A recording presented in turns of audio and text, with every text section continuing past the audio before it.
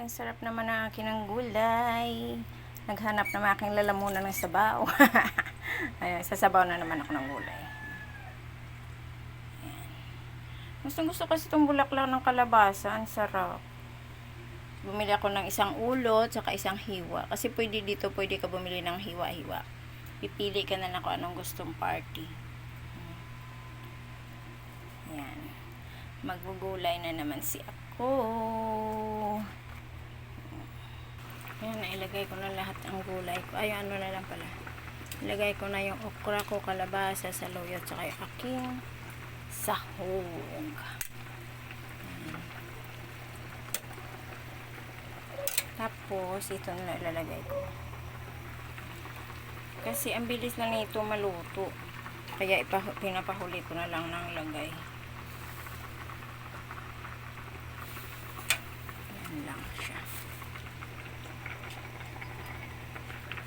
Ganyan lang ang gulay ko.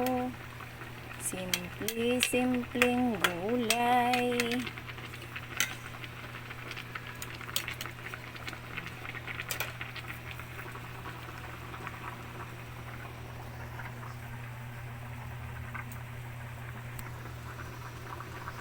Tara guys, kain na tayo.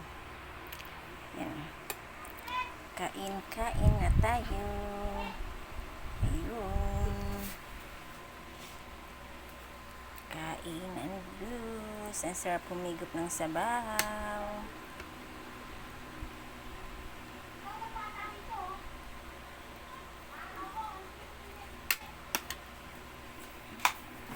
Tara. Kain tayo, kain. Kain. Kain tayo. Init. Pero sarap humigop na sabaw.